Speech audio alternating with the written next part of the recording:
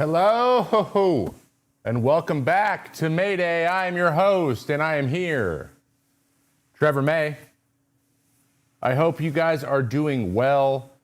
I am doing well, thank you for asking. Please ignore any humming you hear in the sound. Behind me, we have construction in our studio because of course we do. Sorry I missed you last week. We had other technical difficulties where I had to fix the computer and like things were failing on us. So we are back, we are good, and I'm super excited to be here. And I hope you are too. A lot to talk about. So many things are happening. It's been quite the week, and I'm coming off of a birthday party on Sunday and also a birthday myself. Yesterday was my real one. So, happy birthday to Trevor, 36 years old. Sure feels like it physically. Okay, let's just get right into the show because we need to talk about everything that has happened in baseball over the last few days. And our first subject, the first thing I want to talk to you guys about is collapses, specifically in September and the playoffs / wildcard race, because things have changed even since our last show, more than I could have ever imagined, almost as much as it could have possibly changed. Now, you may notice that this isn't a Mets jersey, guys. This is the Detroit Tigers. Wowie, we're in the final week of the Major League season, and that's when the playoff pushes happen. And no amazing playoff takeoff, finish line kick would be complete without the collapse of somebody else. And there's been two very big collapses happening, one a little bit slower than the other, and we're going to talk all about it and the implications of what could possibly happen here in the last 5 days of the season, because, as you well know, the last day of the season is this Sunday, September 28th, which happens to be my son's birthday. That is not relevant. I just thought I'd throw it out there because I love talking about it. That's what happens when you have a kid. All right, let's get into this. Let's get into it. Let's talk first about the old collapse over in the AL. The Detroit Tigers have officially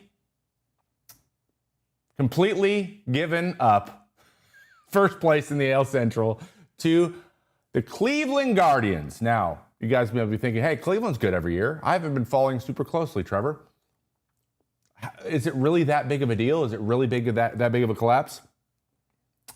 Well, buckle your seatbelt.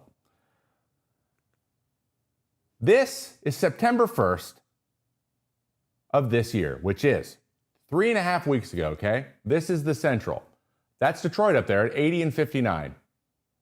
They were 10.5 games up on Cleveland. Heck, they were 9 games up on Kansas City. Cleveland wasn't even at second going into this month, okay? Here we are, 23 days later.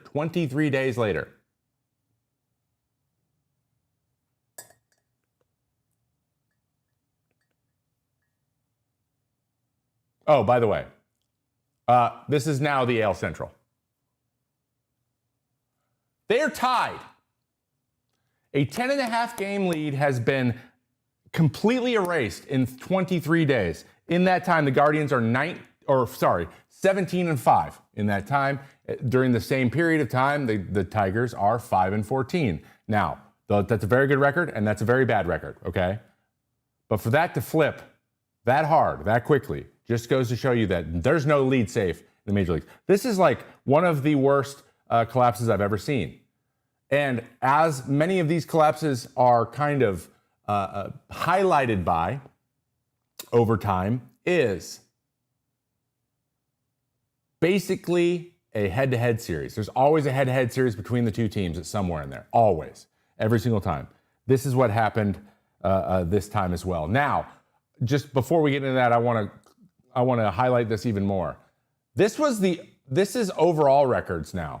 Okay? Detroit, down here now, has the 6th best record in the AL. They had the best record on September 1st in the league. The best record. And now they have the 6th best record. And that happened in three weeks. Okay? So the big fumble. The moment where this thing took a turn for the, oh God, this is actually happening worse, was on September 16th. The Cleveland Guardians went into Detroit. At that time, they were back. This, by the way, this is 8 days ago. They were 6.5 games back 8 days ago. The Cleveland Guardians went into Detroit and swept the Tigers, okay? The Tigers, if they had won one of those games, or maybe even two of those games, they increased their lead by 1 game, 7.5. That kind of takes the wind out of the sails, okay? They could have won 1 game. They would still have a 5.5 game lead. Instead, the Cleveland Guardians walked out of Detroit down 3.5 games with another meeting to come, which they started yesterday. And you know what happened? They lost. So now they're the Tigers lost. The Cleveland Guardians won again. And I believe that takes them, they win the season series as well. So a tie, they have the tie break.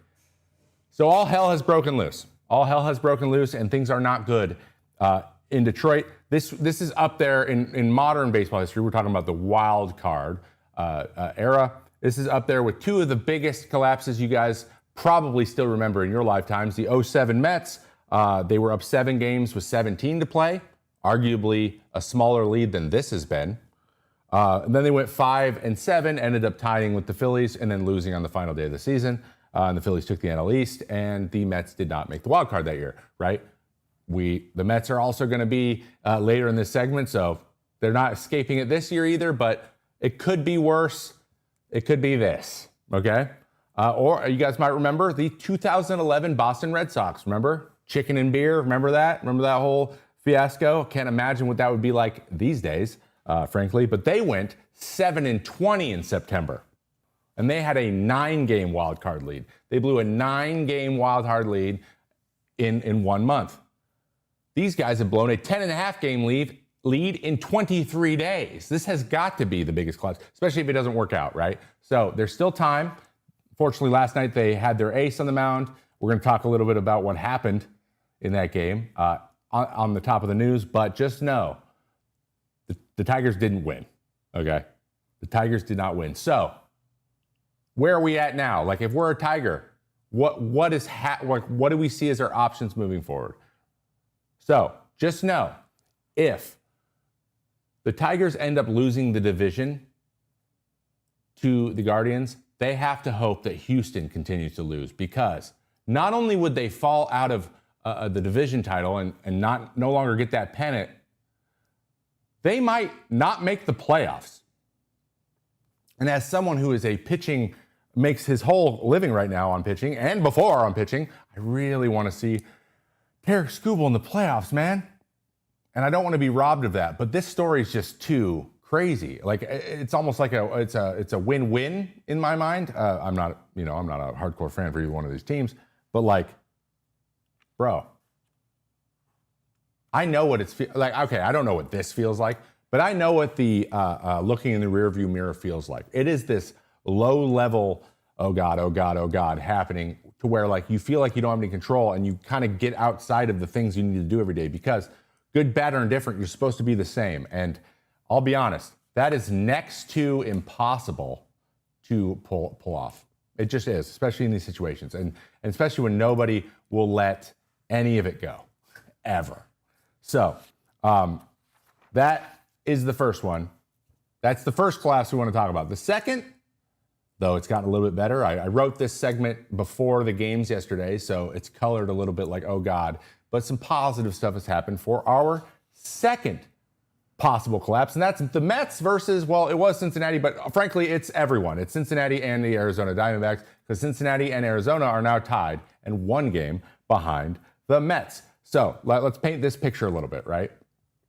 Let's check out these records. Okay, so on this is August 1st, and August 1st, this was the division, the NL East, okay? The Mets were half a game back from Philly, and at this time, they were 5.5 games up on Cincinnati and even more on Arizona for the wild card. So they were very safely in the driver's seat. The wheels had started to fall off, but they weren't gone yet. Okay? They weren't gone yet. So now, Oh, okay. And then this was also, so this is September 1st. Okay? We go forward a month, and this is when things started to kind of close in. Because during that time, as the Mets kind of slowly started to fall back, they were 4 games under 500 in August. Wasn't a great month, but wasn't catastrophic. It wasn't like, we still had a 4-game lead here on Cincinnati. Not too bad. Again, this is 23 days ago. But it's starting to tighten up a little bit. Cincinnati hasn't been great in that time either. Really, no one's put a lot of pressure. The other teams were like around 500. So like, it's not like another team like the Guardians. It's just like coming for them. They're just kind of trying to hold them off. No one's really in the driver's seat there. Okay. So this is now the NL East. They're now 11 games back. So the Phillies have played a lot better. That's pretty simple. And then this is now the wild card situation. New York Mets are now 1 game up after a big win yesterday, taking down the Cubs, who are a very good team, a team they really needed to take down. But in this time, Cincinnati, in that same time, since August 1st, Cincinnati's 23-24, and Arizona is 24-23. So, like, no, again, nobody's taking it from them. It feels like the Mets are still in that driver's seat, but just barely. They got a foot in. And they're hoping that it all works out. So, here's kind of the scenarios, okay? Here's how this thing is playing out, and here's what needs to happen one way or the other for a different team to move into these spots, okay? So, here's the interesting thing about the NL. So we have the Mets, we have the Reds, and we have Arizona, okay? Amongst those 3 teams, the Mets and Arizona are 3-3 against each other. So if they tie, and that's assuming that the Reds aren't involved, they're behind them. If those 2 tie, then it would go to how good they are against their divisions. Now, I don't know. That took some research, and we're not going to worry about that yet. But it would go to how well did you play against your divisions. And as we know, I'd say the NL West is probably a little bit more competitive, but then again, they have the Rockies. So who knows? It might be close, okay? Kind of a weird tiebreaker. I don't really like that. I think it should be like against each other's divisions before. There's like 10 other options they could have done for that, but they could have done a coin. I would have taken a coin flip over that. I don't like that at all. But that's what the tiebreaker would go to step 2, okay? The Reds have the season series against both the Mets and Arizona. So if it's a 3-way tie, the Reds go. So, Arizona would probably be helped out by a tie with the Mets, but Arizona cannot tie with Cincinnati. What they need to do, both Arizona and the Mets have to pass Cincinnati. Tying with them is not an option. The Mets would prefer to not have it come down to the records in division. Again, I don't know what that is. That might not be great either. So there's a real chance that the Mets just can't tie with anybody. They have to win it all right. I think that's probably what's going to happen here. So the Mets have to win this thing outright, and they're up 1 game. I don't know if that's going to happen. So here's what's left for the Mets. Mets take game 1 from the Cubs, so they got 2 more against the Cubs, and then they got 2 more against the Cubs, and then they end against the Marlins in Miami. So they're on the road the whole time. Tough. Miami is one of those thorn in the side type of teams that they're not going to give up. They're only 3 games under 500. They're playing good ball, and they love to be spoiler. That is not who the Mets want to play, especially because they dropped 2 or 3 recently at home against them. So there's a really good team, a team that's supposedly not as good, but is finishing strong in front of them. Arizona probably has the toughest road, as they have the Dodgers, and then they have the Padres. Though they have the Dodgers at home, and then they have Padres on the road. Both teams that, yes, they're very good, but they're also firmly in the playoffs and might rest people. That could go either way. We'll see how motivated these best teams are at the end of the season. It's always kind of a crapshoot, but Arizona's got a tough road forward as well. And the Reds took on the Pirates. They lost game 1. I don't know if they get Skeens again, but if they do, not great. And then they end with the Brewers, who has the best record in the league. So none of these teams, like, they're all playing at least one really good team. None of these teams have an easy way forward. But if I had to say, I mean, the Reds probably have the best option or the best ease of schedule to at least get a tie, and that's not looking good for the Mets. So the Mets have to win all their games. They just have to get in. That's just what has to happen. There's also some other interesting stuff in this conversation, right? There's some other scenarios that we should touch on because it's entirely possible. For example, every team we just mentioned, they could lose out and the Marlins could win. If every other team loses out and the Marlins win all their games and sweep the Mets in the season, they would get in. They're theoretically within striking distance. They could do that. That would be nuts. I don't think that's going to happen. But, Guardians think anything can happen, so maybe it could. Also, what happens if Cleveland pulls away from Detroit? Detroit drops the game tonight. We have Flaherty versus Bybee. That's a great matchup. I would highly recommend you watching that. What happens then with them in Houston? Could Detroit fall out of the playoffs? Not only do I think it's possible, it's feeling pretty inevitable at this point, and I really hope they can pull the e-brake on this thing. The feeling in that clubhouse, it's almost like you can't relax for like a month. You're seeing the house fall down around you, but you can't move.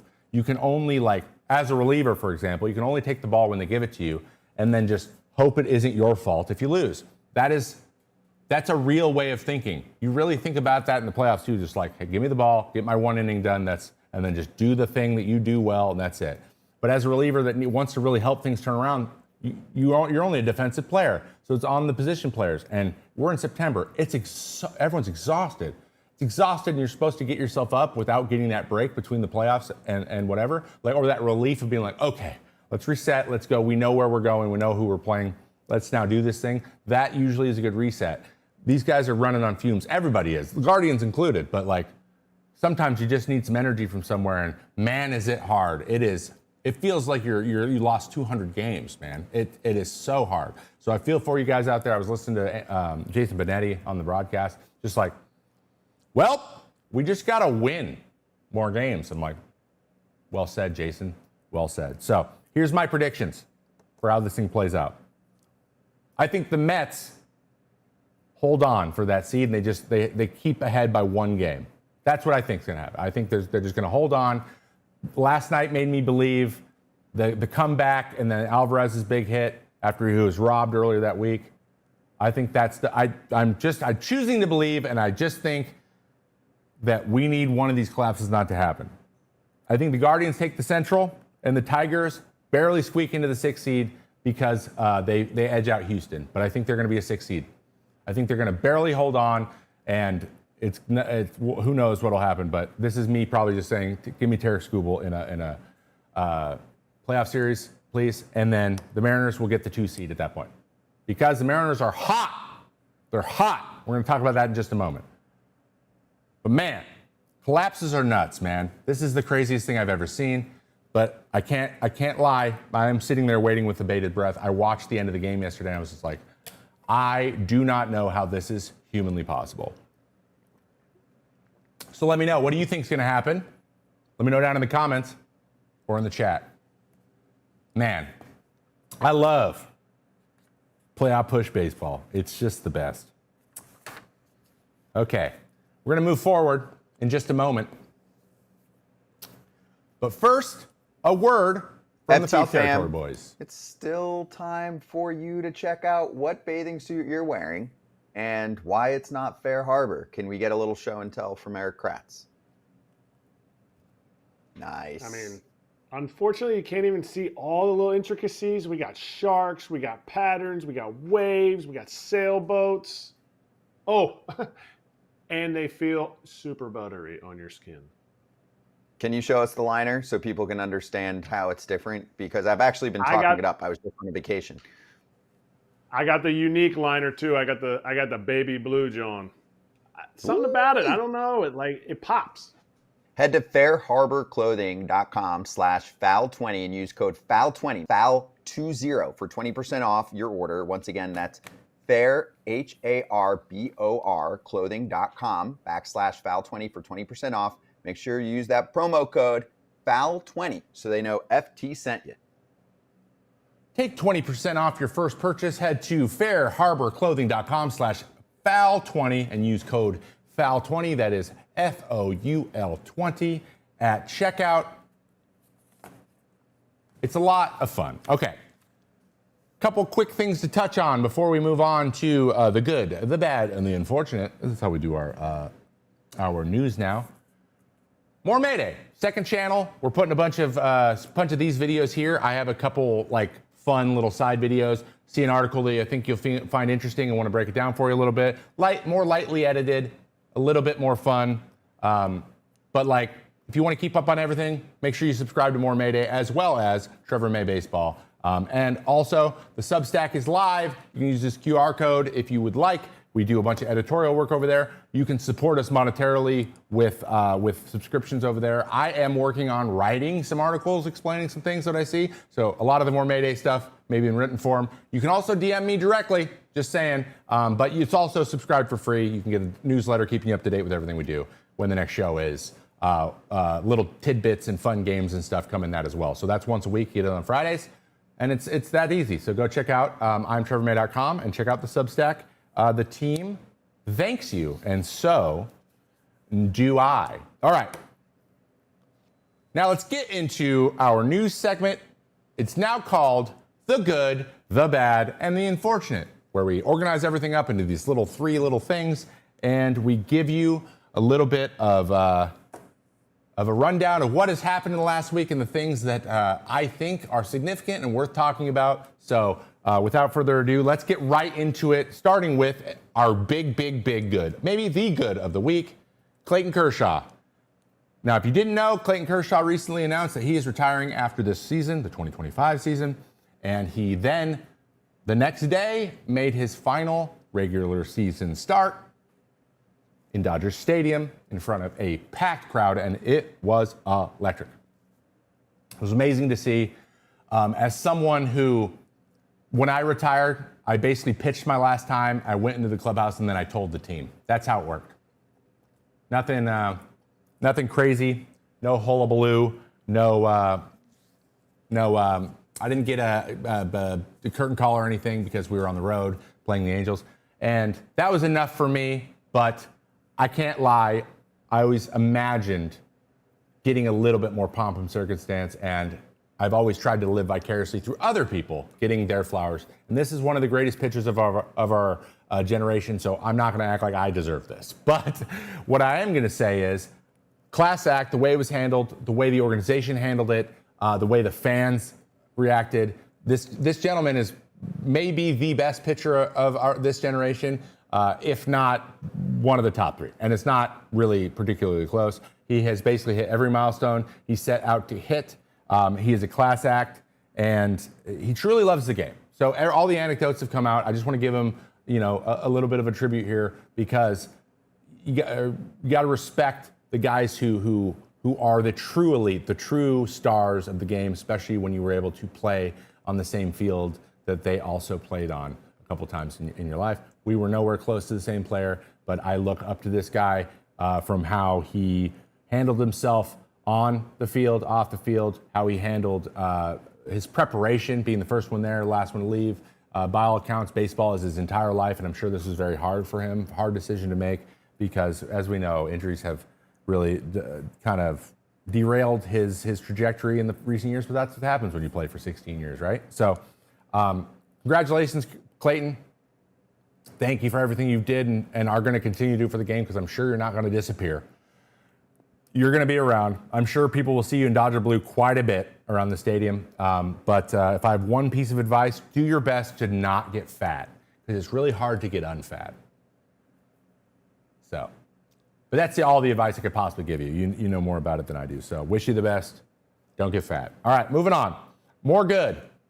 Yankees clinch a playoff spot. Congratulations, Yankees fans. It happened. New York secured its spot in the postseason with a 3-2 come-from-behind win over the Chicago White Sox on Tuesday night, as Jose Caballero's RBI single with 2 outs sealed the deal. Okay, so they at least have a wild card spot, but they're only a game back of the top of the division. So this is all possible. They could catch the Toronto Blue Jays, but that's all for seeding. Both the teams are going to make it, so congratulations to them. There was another team that clinched their playoff spot, the Seattle Mariners, a team that never gets to clinch their playoff spot.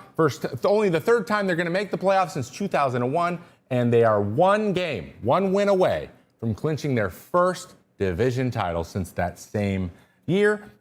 Josh Naylor hit a 2-out bases clearing double in the 8th inning to send Seattle Mariners to the playoffs with a 4-3 victory. Another comeback, come from behind victory. So all these guys are coming back, and that is quite the momentum swing. So congratulations to them. We all know about Cal Raleigh and stuff. We'll talk about him in a little bit. But the Mariners back in the October baseball dance, baby. All right, now for a little bit of bad news. In a scary moment last night, Tarek Skubal throws a 99-mile-an-hour fastball up and in into right-hander David Fry as he is squaring around for a bunt, which then misses the spot and catches him in the face, okay? Now, we're not going to show you the video, obviously, because it is shocking, but we have had an update from the Cleveland Guardians. The Guardians announced earlier today that David Fry is not expected to need surgery, and he'll make a full recovery in 6 to 8 weeks. Black and blue, your casual, it probably looks a lot worse than it is, but nothing major, no major surgeries needed, no reconstruction of anything, and he's going to heal and be 100% fine. So, I myself saw Tarek Skubal talk about it in the game and how he really wanted to make sure he was okay. It's really good to hear he's okay. 99 miles an hour is no joke. These things happen. It is kind of the nature of throwing a small object very, very fast towards another person. Sometimes they're going to get hit places that they really don't want to get hit. So it was hard to watch, but it's going to turn out okay. And as we know, the Cleveland Guardians took the game. So in that same game, though, more bad for the Tigers, we had this play. Tarek Skubal trying to field a bunt, flip it through his legs, throw it over, and that basically set off the very unfortunate inning that then ended up being a 5-2 loss for the Dodgers. It was an implosion beyond implosions. It was a small version of the big version of the implosion that they're currently in. So a lot of bad over in Detroit. But again, today is a new day. They're playing the team. So we'll see how they do. In a little bit of unfortunate news, the Dodgers bullpen blows a game for Shohei Ohtani once again. Shohei Ohtani took the mound and took it through his third straight scoreless outing Tuesday against the Arizona Diamondbacks. Again, a Diamondbacks team that is chasing the Mets, right? And they ended up giving it up and getting walked off. Tanner Scott, pictured here, once again the recipient of a blown save, leading the league with 10. Oh, that I feel so bad. That's awful. Padres won earlier tonight, and Padres could still conceivably take the division as they are only 1.5 games back on the Dodgers now. What are they going to do in the playoffs? Is Tanner Scott going to be a guy they just bring in right after the starter struggles? At this point, I don't know what to do. I don't know what to tell him. I think Shohei might need to go to the bullpen for the playoffs. Roki Sasaki, it's just, we talked about this last week. It happened again. There's something, this is not the time to have your bullpen constantly imploding. And man, something's up with Tanner Scott, and I've been looking, and it is tough to find. But whenever there's some unfortunate, there's also some more good. That's not it. That's wrong. Cal Raleigh. Wow. Cal Raleigh breaks Griffey's franchise home run record with 58 home runs. Ken Griffey Jr. He's 58. He now is the solo record holder of home runs for the Mariners organization. And Ken Griffey Jr. did do it 2 years in a row, so we got to give him that love. But to pass Ken Griffey Jr. in anything, that's really impressive. And additionally, it was hit into the bullpen in the Astros series, which they swept. So the Astros could have been not too happy about that, not playing ball, not being very nice about it. But the bullpen catcher ended up getting the ball and giving it to Cal after the game, which I thought was awesome. An amazing a gesture and a thing to do. So the guy is incredible. Cal Raleigh is the man. And no notes. Keep it going, dude. Let's see. That guy hit 60. It's going to be quite Tough to not give him the MVP. All right, I'm going to make a little adjustment here because I got stuff out of order. So, moving forward, we're just going to have to we're just going to do it live because sometimes that's what you got to do. In more bad, Dalen Lai hits an inside the park home run to beat the Mets in extras earlier last week, adding insult to injury after the Mets had taken the lead several times in the game. It really, really wasn't feeling good at that time. That was the first game of the series. And then in unfortunate, we have Jacob Young absolutely dashing their hopes as the Cincinnati Reds tie them for the wild card. We see this catch late in the game, or early in the game, where it's dropped, kicked up, and then caught again. And then we have this one right at the end. Francisco Alvarez, home run, pulled back again by Jacob Young, and no one is more surprised than Jacob Young. Both those catches, two of the best catches of the year, were caught in the same game in a 3-2 loss for the Mets, which then allowed the Cincinnati Reds to tie them. If you think that the Mets aren't cursed, I don't know what to tell you anymore. I've been trying to be like, guys, curses aren't real. Guys, just keep going. Just keep going. Like, you'll be fine. Just don't believe in the curse and you'll be fine. I don't know what to say at this point. This is inexplicable. So, fortunately, though, Francisco redeems himself last night. But we'll talk about that in a moment. All right, Charlie Morton in the bad. Unfortunately, actually, in unfortunate news, Charlie Morton was, oh my gosh, all of this is out of order. It's frustrating me. Charlie Morton was DFA'd by the Tigers in the middle of this terrible, terrible run for them. The Braves traded him, the 41-year-old, over, and he's had a 7.03 ERA since joining them. I was able to watch him on Sunday Night Baseball on his first start there. He looked great. Things have not been great since, and it is not looking good for the future for Mr. Charlie Morton in the future. All right. Francisco Alvarez then redeemed himself in some good news, hitting a home run last night to take a 9-7 lead over the Cubs, and which was the inevitable final score as Sugar Diaz came in through 2 innings and struck out 5 to lock down that save. So things are better in Metsville, but again, it is in their the ball is in their court. It's time for them to go and take it. All right. Okay. In some unfortunate, George Springer had a very, very, very frustrating day yesterday. He hits this ball down the line, which is subsequently called foul. I tend to agree with him right here. What do you mean? That is a fair ball. Then, in later AB, he is struck out by this pitch. And I'll be honest, I'm not feeling too good about it either. Tough day for Mr. George Springer. Man, what I wouldn't give, right? Wow. So he handled it better than I did. I'm pretty sure he stayed in the game. But yeah, we bounced all around there. I apologize for that. I don't know what happened, but of course, I'm me, so this is how things go. Now, we have our main story of the day, Maysplaining. We're going to talk about pitch calling and the new way that the Marlins have decided to do it. But first, one last ad from our sponsors. What? Hold on. I have no idea what that was. FT Fam Superpower believes that every human has 100-year potential, and they're going to help you get there. I like the sweatshirt, Eric Kratz, and I also love the way that Superpower takes care of its members. Yeah. You go get your lab test, you become the best you. You be a member of this group, and your test will come back. It's unlocking things that you didn't know about yourself. This is stuff that players used all the time.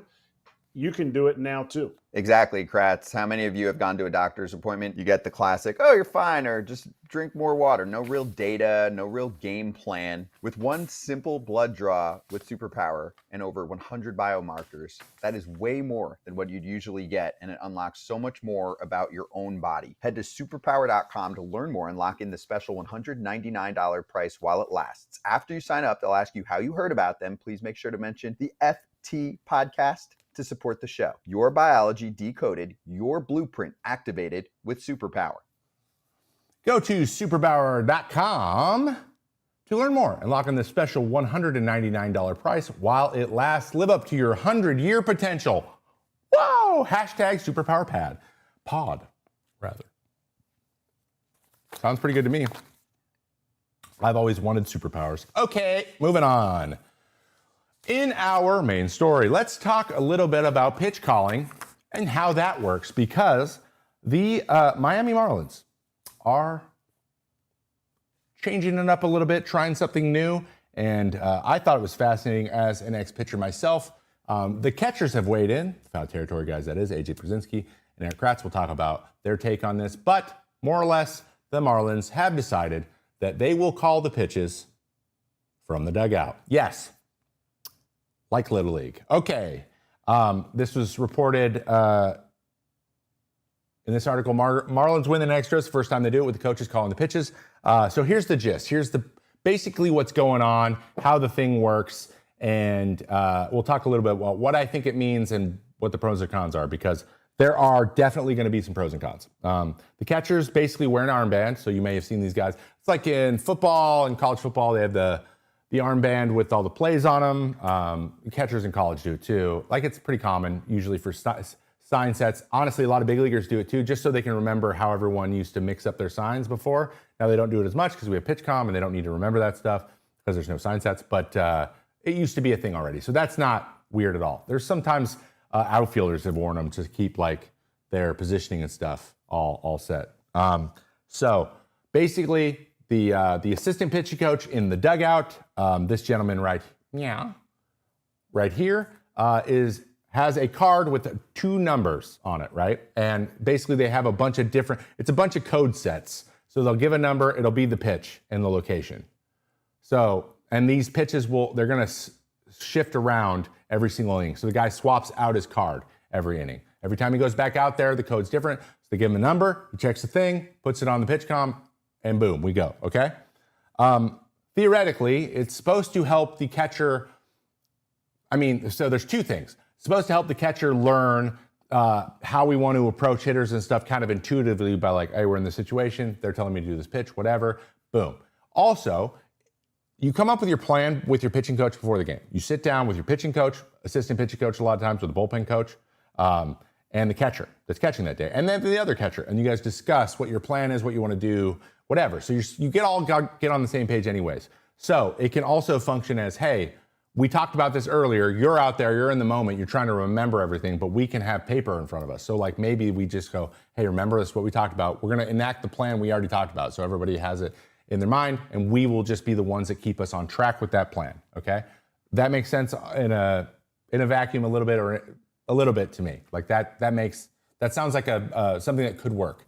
And then they also want their catchers to worry about hitting a little bit more, which I don't like that.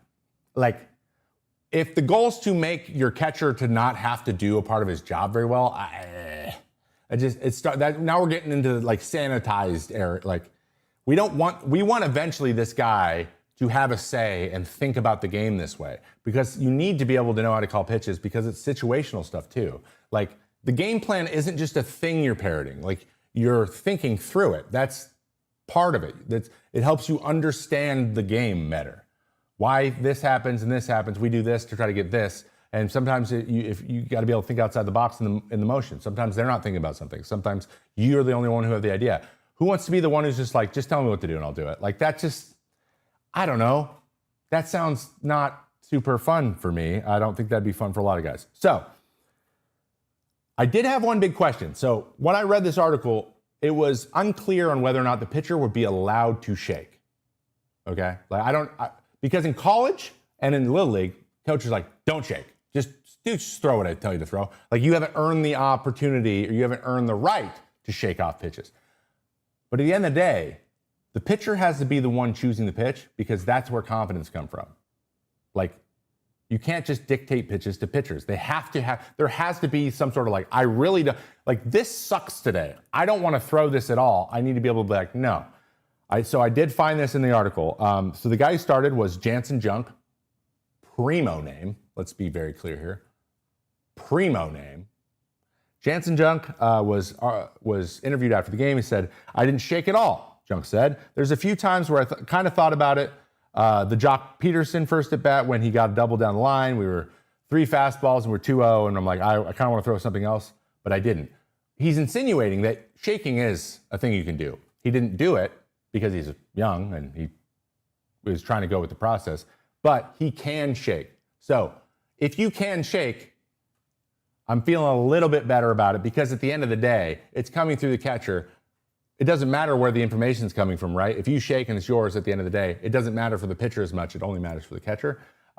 So I'm not super worried about that. So I've mentioned a bunch of stuff with this, right? If this is something they're going to continue doing, and by all accounts, I don't think they're doing it every day. I just think they're doing it.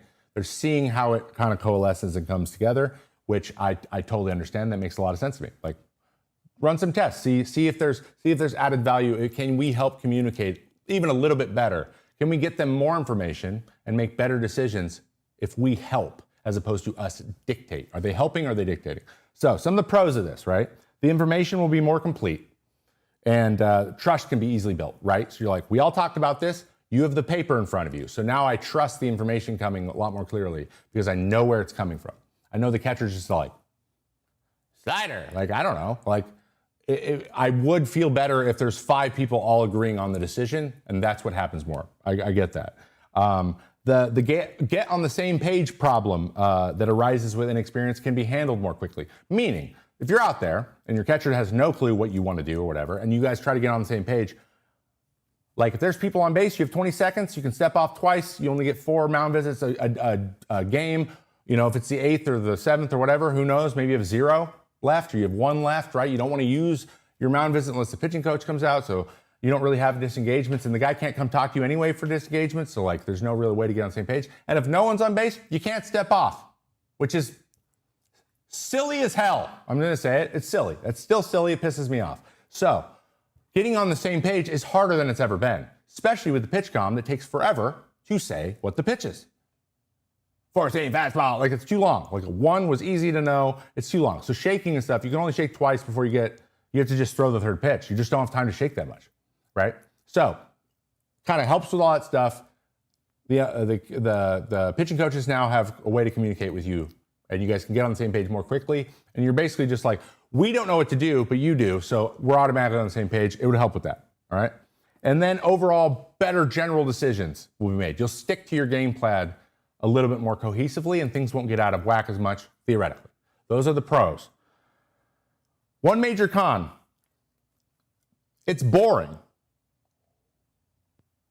It's just super boring. Turning your brain off and just saying yes, boring. Boring as hell. Like, I would have hated it. I would have been like, I want to work through things, and like, especially if there's like this thing like, hey man, if you constantly have to be like, why didn't you throw the pitch we told you to throw? Like, that would be like, shut up, leave me alone. Like, that's where I would go. That's probably going to happen regularly, and veterans will feel that way as well. Like, just like, let's ease into this. Let's, like, instead of just starting where you guys are calling everything and then easing it back, let's just ease into it forward. Like, you call a few, you suggest a few, or we get together, I shake over a certain number of times, and then he goes to you, right? If I shake 3 times, then he looks over, maybe that's what we do. But one of the big cons for me is it just sounds like it would be boring. Prep. Prep could be boring. Prep could get really lazy really quickly. You could have a catcher sitting there who is just checked out. He's not paying attention at all because he knows you're just going to tell him what to do during the game. Same thing with pitchers. If you offer this, hey man, we'll just give you all the information in real time in the game, the guy's not going to get the information before. He's not going to study. He's just going to get the answers to the test. That's how you create lazy pitchers that don't get better. Like, Like, why? That's obvious. Like, of course that might happen. Now, I'm not saying it will, because some guys are like, I just want to be involved with this process. So ideally, everyone's super engaged, but you could see how not being engaged would be something that would happen here very easily, right? Then, on top of that, now if more teams start to do this, we start to move towards the solve game problem that we have in the NBA, right? Everyone's like, threes are the best, rebounds are the best. So shoot only in these spots. This is where you get the most value, and then everyone takes those same shots over and over again. It's just so boring. It's like the three outcomes in baseball. We don't want pitchers out there like guys not tinkering with pitches anymore because these two pitches work so well, so they're just going to call them over and over and over again. We're just going to see pitch after pitch after. Yes, man, you're so effective when you throw 12 straight sliders. Okay, like why? I don't know. Like that could easily happen as well. We could get to a point where everyone gets so efficient that like you're just robots again. The same thing. I have the problem with the robot umps. We don't want robotic things happening in this game. It's too boring. Okay? And then the last thing. What if the guy's calling the pitches? What if the coaches? What if the organization isn't very good at it? What happens then? Because when a pitcher's out there making decisions, it's on them. Like like it's easy to compartmentalize whose fault it was. But when you start doing this, then you're like, does everyone suck? It starts to entangle poor play with everybody to the point where that could become an issue if things aren't going well. So these are just things that I see happening. I don't know if I like this very much because it feels like you're being coddled the same way that like 80 pitch limits are around and 100 pitches is too bad for you. It's bad for certain people. It's not bad for everybody. Like you should be able to reach down deep and get a little bit extra when you need it. We need to stop sanitizing that out of the game. I am an analytics driven person. I love stats. I love numbers. There's so much to learn, right? But the magic and the fun of playing baseball is deciding that you're going to do something that's hard and then pulling it off. I repeat, guys on first and second or guys on second and third and there are no outs and you have to get yourself out of a situation, the stats say you are going to give up a run very, very likely. But there's a chance you don't. And instead of being pulled out of that situation or someone else put into it that they think is more likely to pull it off, the person who isn't the most likely hero in that situation doing it is literally what baseball is. And what more of this kind of stuff we do, the more we lead ourselves to making decisions based on safety and being risk adverse. You just have to take risks when human beings are playing human beings in a game. Risk is part of it. Risk is part of the story. And there needs to be space to take risks based on what you see in front of your eyes, even if you might be wrong. And isn't that a story, or isn't that something that we just need in everything? A little bit more risk. I agree. I do have one little thing that I would love to see implemented, if possible, or might make it work better. Maybe the pitcher catcher starts, shakes for help, like in Who Wants to Be a Millionaire. Basically, you have a type of shake. So you're like, no, and if you do this, hey, you can phone a friend, aka the coaches in the dugout. What do you guys think of that? I think it's pretty great. I think we should run with it. But overall, I want to know what you guys think. Should the coaches be calling the pitches? Should pitchers just be thrown into the fire? Could it be some sort of like your first 5 starts we call them and we slowly stop calling them to get you in the flow of what we're trying to do and learn this thing? I like that. Or should we just say, stop, put your effort somewhere else? I do think, though, there is some merit to this. Just please don't force it. Don't force it. Let the guys learn. If it's a learning vehicle, I love it. If it's a dictation vehicle, I hate it. But I guess we'll have to wait and see. And the season's almost over, so we'll see what happens in 2026. All right. We got about 10 minutes left here in our number one. So we're just going to hit our going deep a little bit because I think this parlays us right into it. All right. So that's pitch calling. Let's talk a little bit about ABS because it's coming. There was an article that came out in the Athletic. I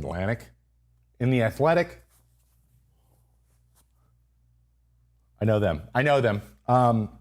In the Athletic, talking about how the ABS has been voted on by the joint, I believe the Joint Rules Committee and Joint Rules Committee. We've been over this. I'm going to say this every single time this comes up.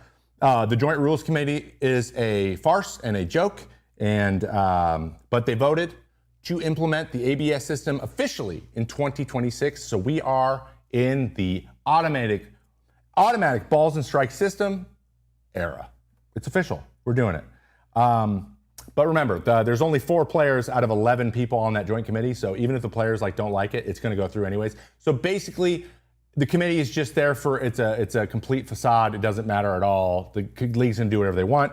And by all accounts, the vote was not unanimous. At least one player appointed the committee opposed the rule change. Here's a quote from the PA. The vote for the Players Committee was not unanimous, which was reflective of broad player sentiment. The Players Association said in a statement Tuesday. Though for some reason, the actual number has not been reported. It's been reported for every other vote. I don't know, guys. I don't know why they wouldn't put it out there. I feel like it's pretty, the thing's a joke anyway, so just put it out there. If it was 10-1, 9-2, 7-4, you win. You're always going to win. So it's in. Now, I am actually surprised that everyone wasn't unanimous because I think this is good. I think this is a good thing.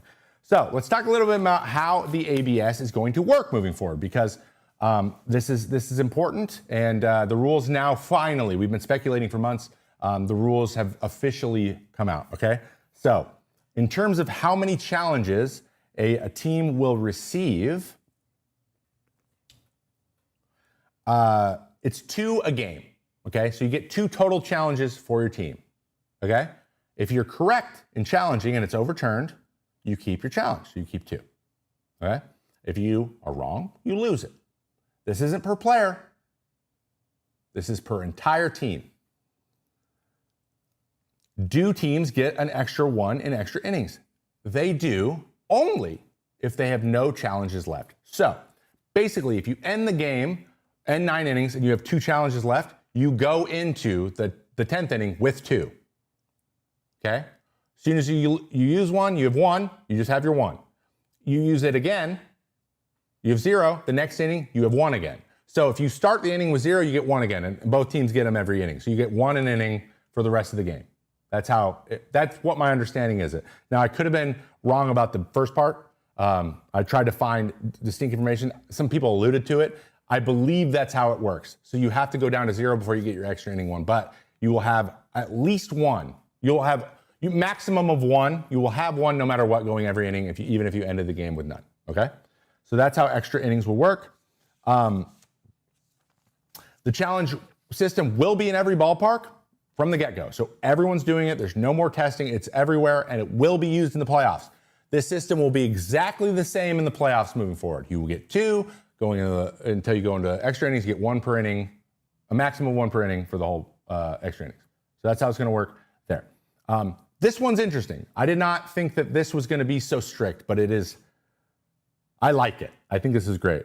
So as for who can do the challenge, it is denoted by the old tap on the hat. So the pitcher can do it, the catcher can do it, and the batter can do it. You know who can't do it?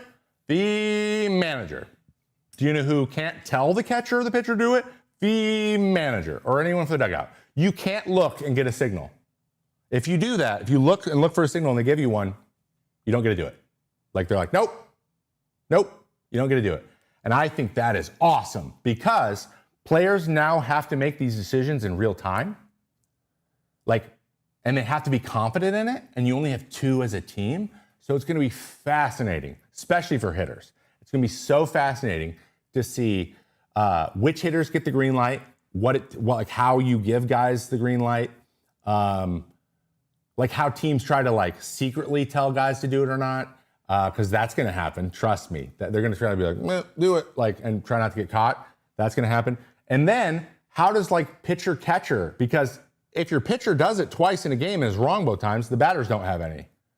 So like our team's going to say, okay, pitchers get one, batters get one until this inning, and then if there's two left, then you can use them wherever or whatever. Like, what's the strategy going to be? How our team's going to put that into effect?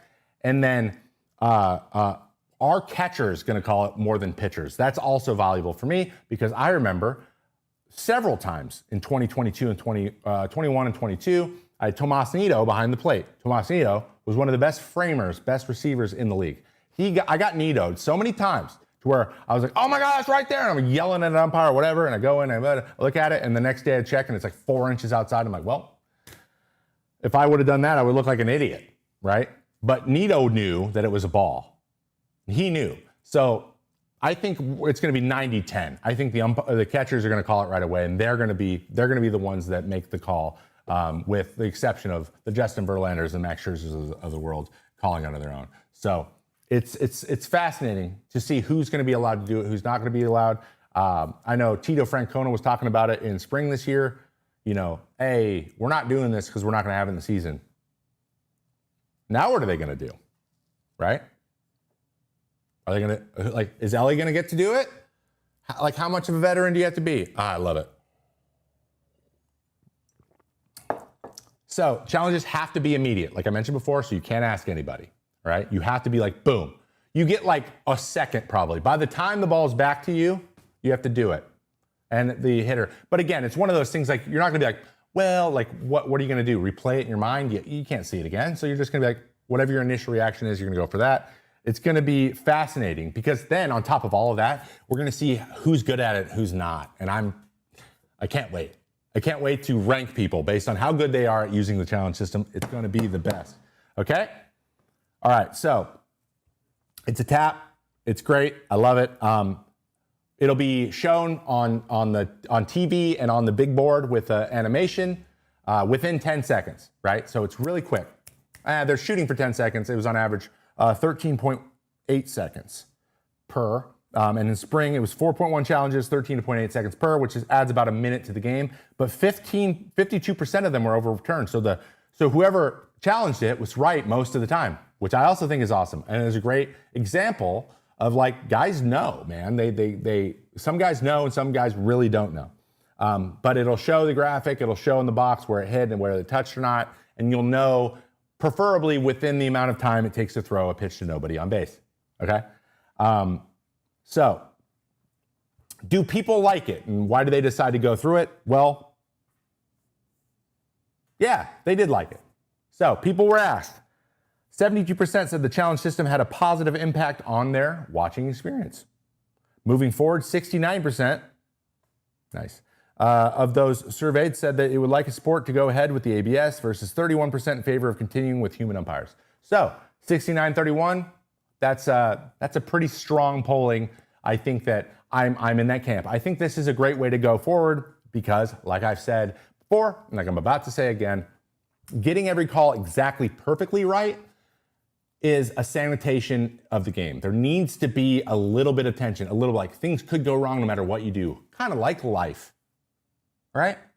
We need that. We need that parity just a little bit. But what this does, it adds a strategic element to the game. So something you got to think about, something you got to get good at, something you got to be confident in. As a player and as a team, and you have to have a cohesive plan, and it can be huge getting just a slight advantage one way or the other to win ball games. And I love that. I think that's great. It's the same thing with if you're good at instant replay, if your guy is right all the time, that is extremely valuable for your team. Right? So I like that part. Also, there will still be missed calls, which that just needs to be around. But a lot more calls will be called correctly, especially when the guys are right a lot, and a lot of those calls are getting overturned and turned the other way. And then umpires are also incentivized to continue to improve, which they've been as good as they've ever been this year. They really have. So like, it's improving. The whole game is improving in terms of balls and strikes being called and getting them right. And that is all we're asking for here. So I think this is a generally good thing, and it's been tested for 6 years. So we're at the time where it's time to just go run for it. So the human element's still there.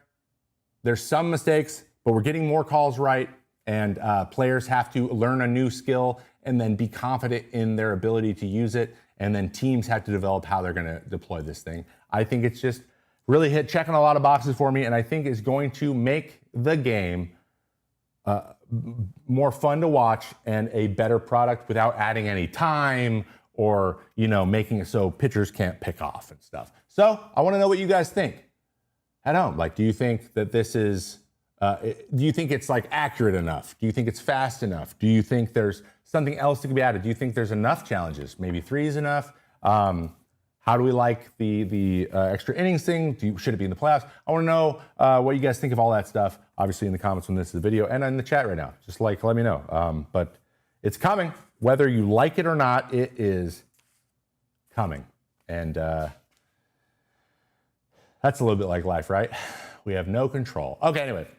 So that is our main story of the day. That is one of our main stories of the day. But I am going to bop on over to my channel, Trevor May Baseball. If you are here in foul territory, join us over there to continue the show. Twitch, though, you guys stay right there because you're doing a phenomenal job. I'm going to take a little 2-minute break, and we will be right back with hour 2 of Mayday.